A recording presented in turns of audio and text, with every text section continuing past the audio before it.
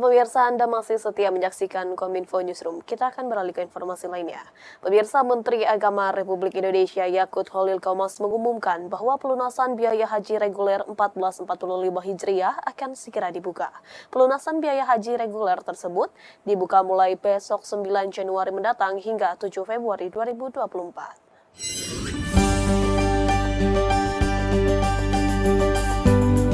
Kementerian Agama resmi mengumumkan pelunasan biaya perjalanan ibadah haji bagi calon peserta ibadah haji reguler dibuka mulai 9 Januari hingga 7 Februari 2024. Dalam keterangan resmi, biaya penyelenggaraan ibadah haji 1445 Hijriah atau 2024 Masehi telah disepakati pemerintah dan Komisi 8 dengan rata sebesar 93,4 juta rupiah. Sementara biaya perjalanan ibadah haji atau BP yang harus dibayar jemaah tahun 2024 rata-rata sebesar 56,4 juta rupiah. Pelunasan BP jemaah haji reguler tersebut akan dibagi ke dalam 2 tahap. Pelunasan tahap pertama dibuka dari 9 Januari hingga 7 Februari 2024, sedangkan pelunasan tahap kedua dibuka dari 20 Februari hingga Maret 2024. Lebih lanjut, Menak menjelaskan, pihaknya akan menerbitkan peraturan Presiden mengenai besaran biaya haji yang dibayar jemaah berdasarkan embarkasi keberangkatan, yakni Aceh, Medan, Batam, Padang, Palembang, Jakarta, Bekasi, Kertajati, Solo, Surabaya, Lombok, Banjarmasin, Balikpapan, dan Makassar. Direktur Jenderal PHU Hilman Latif menambahkan, pelunasan tahap pertama dapat dilakukan jemaah yang memenuhi kriteria sebagai berikut. Pertama, jemaah haji reguler sesuai dengan nomor urut porsi keberangkatan 1445 Hijriah atau 2024. Yang kedua, jemaah haji reguler yang masuk prioritas lanjut usia. Ketiga, jemaah haji reguler yang masuk dalam urutan nomor porsi cadangan. Sementara pelunasan tahap kedua dibuka untuk jemaah haji yang memenuhi kriteria sebagai berikut. Pertama, jemaah yang mengalami gagal sistem atau gagal pembayaran pada pelunasan tahap pertama. Yang kedua, pendamping bagi jemaah haji lanjut usia. Ketiga, jemaah haji penggabungan suami, istri, dan anak kandung atau orang tua terpisah. Keempat, pendamping bagi jemaah haji disabilitas. Sementara itu, pemirsa, Kementerian Pemberdayaan Perempuan dan Perlindungan Anak mencatat kekerasan kepada perempuan sebanyak 1.290 kasus sepanjang tahun 2023. Menteri PPPA I Gusti Bintang Puspayoga mengatakan pihaknya terus berkomitmen untuk menurunkan kekerasan pada perempuan dengan melakukan aksi pencegahan dari hulu hingga ke hilir.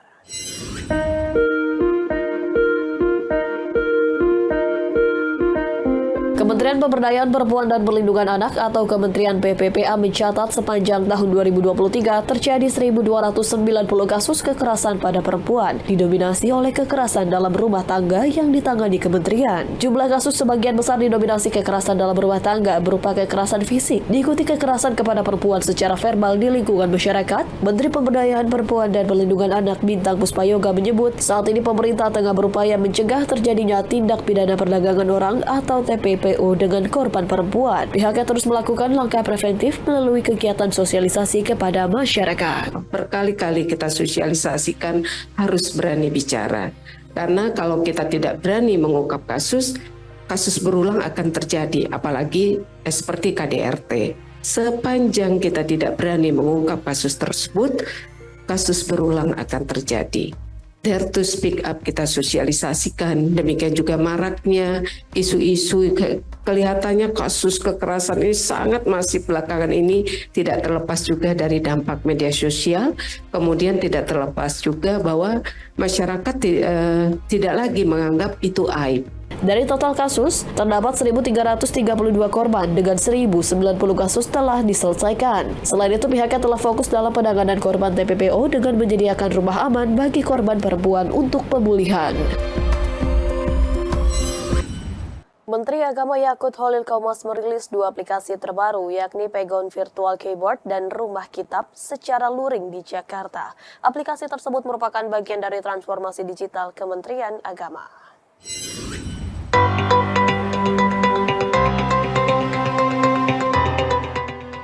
Kementerian Agama menghadirkan layanan digital terbaru berupa aplikasi Pegon Virtual Keyboard dan Rumah Kitab.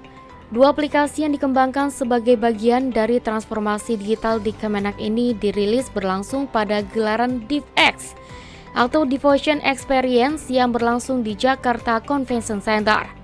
Dalam sambutannya, Menak Yakut menyatakan Pegon dan Kitab Kuning merupakan salah satu kekhasan pesantren di mana aksara pegon saat ini memang masih digunakan namun umumnya terbatas di komunitas santri.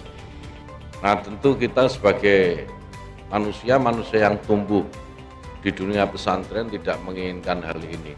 Saya meminta kepada Prof. Abu Rahmat, staf ahli Menteri Agama untuk mengambil inisiatif agar hasanah Nusantara, kekayaan Nusantara yang berupa huruf pegon ini bisa tetap dipertahankan dengan melakukan proses digitalisasi. Kekhasan pesantren yang juga perlu dilestarikan dalam Kitab Kuning. Undang-Undang Nomor 18 Tahun 2019 tentang pesantren mengatur bahwa Kitab Kuning adalah salah satu rukun pesantren. Artinya, sebuah lembaga tidak bisa dikatakan sebagai pesantren kalau tidak mengajarkan Kitab Kuning. Menak menambahkan melalui aplikasi Rumah Kitab memudahkan akses masyarakat dalam mempelajari Islam melalui kitab-kitab rujukan yang representatif. Melalui aplikasi ini masyarakat pun bisa belajar di mana saja tanpa harus datang ke pesantren. Nah, Rumah Kitab ini Bapak Ibu sekalian bisa dipelajari oleh para santri tanpa terbatas pada jarak dan waktu, kira-kira begitu. Jadi karena ini digital, jadi bisa belajar di rumah masing-masing hanya dengan modal paket data. Selama ada paket datanya bisa belajar melalui Rumah Kitab ini. Ini bagian dari ikhtiar Kementerian Agama untuk terus menjaga hasanah-hasanah Nusantara, hasanah-hasanah keilmuan Nusantara dan tentu dakwah Islam tetap terjaga dengan baik. Pemirsa, pada hari ini Badan Perlindungan Pekerja Migran Indonesia kembali melepas 276 PMI melalui skema G2G ke Korea Selatan dan juga Jerman. Kepala BP2MI Beni Ramdhani pun berharap kepada para PMI untuk tetap jaga kehormatan bangsa dan negara kesatuan Republik Indonesia.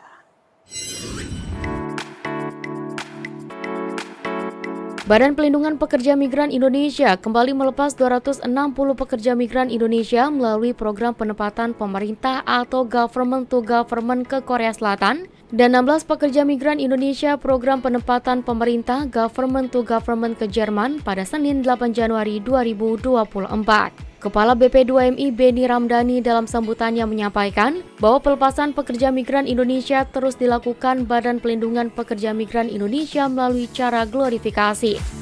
Tercatat dari tahun 2022 hingga 4 Januari 2024, BP2MI telah melepaskan sebanyak 478.181 PMI yang menyasar kepada seluruh skema penempatan, mulai dari G2G, secara mandiri, UKPS, hingga skema P2P atau secara privat to privat. Beni menilai kehadiran negara untuk melayani pekerja migran Indonesia tidak boleh dipersulit dan diskriminasi. Hal ini terlihat dari berbagai fasilitas yang diberikan secara khusus bagi pekerja migran Indonesia, seperti tersedianya lounge di bandara, fast track, credential letter, serta fasilitas pembiayaan melalui kredit usaha rakyat dan kredit tanpa agunan bagi pekerja migran Indonesia.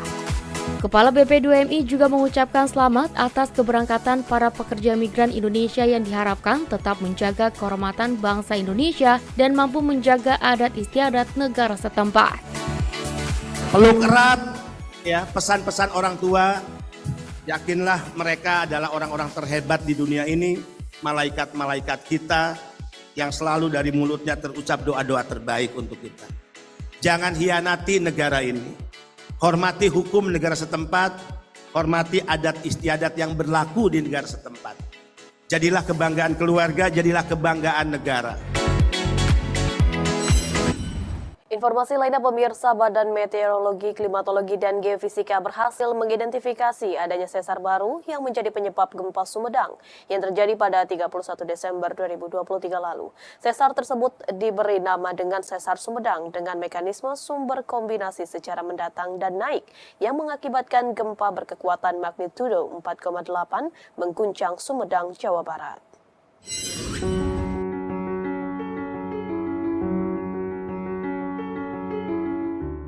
Badan Meteorologi, Klimatologi, dan Geofisika menentukan gempa yang mengguncang Sumedang pada malam tahun baru diakibatkan oleh sesar baru yang diberi nama Sesar Sumedang. yang mana sesar ini tidak menunjukkan keterkaitan dengan sesar Tampomas atau sesar Cileunyi Tanjung Sari. Kepala BMKG Dwi Korita Karnawati dalam konferensi pers yang menyampaikan setelah gempa berkekuatan magnitudo 4,8 mengguncang, pihaknya telah menerapkan beberapa hipotesis. Salah satunya adalah kemungkinan pusat gempa berasal dari sesar aktif di sekitarnya, baik itu sesar Cileunyi Tanjung Sari, sesar Tampomas, juga sesar Cipelas. Menurutnya, gempa Sumedang diakibatkan oleh gempa bumi kerak dangkal akibat aktivitas sesar aktif dengan mekanisme sumber kombinasi secara mendatar dan naik, yang cenderung berarah utara selatan yang memiliki kesamaan dengan sesar Tampomas maupun sesar Cipelas. Gempa bumi tersebut merupakan gempa bumi kerak dangkal akibat aktivitas sesar aktif dengan mekanisme sumber merupakan kombinasi. Jadi hasil analisis kami menunjukkan pergerakan sesar tersebut adalah kombinasi antara pergerakan mendatar dan naik dan berarah cenderung utara selatan. Ada kecenderungan arah utara selatan. Dengan adanya sesar baru Sumedang ini, BMKG merekomendasikan kepada pemerintah daerah dan pihak terkait untuk melakukan evaluasi tata ruang wilayah, juga penerapan building code atau aturan standar bangunan tahan gempa berdasarkan peta mikrozonasi. Kemudian melakukan edukasi dan sosialisasi kebencanaan yang berkesinambungan terkait potensi bencana, serta mendampingi masyarakat untuk tidak terpengaruh oleh isu-isu yang tidak jelas tentang gempa bumi. Maka masyarakat dihimbau untuk tidak mempercayai hoaks tersebut dan dihimbau untuk memonitor perkembangan informasi kegempaan dari BMKG yang disampaikan melalui berbagai media atau melalui posko yang ada di Sumedang. Pemirsa, usai jeda kami akan mengajak Anda mengulas informasi mengenai World Water Forum 2024, ajang selamat ketersediaan air dunia. Sesaat lagi, tetaplah bersama kami.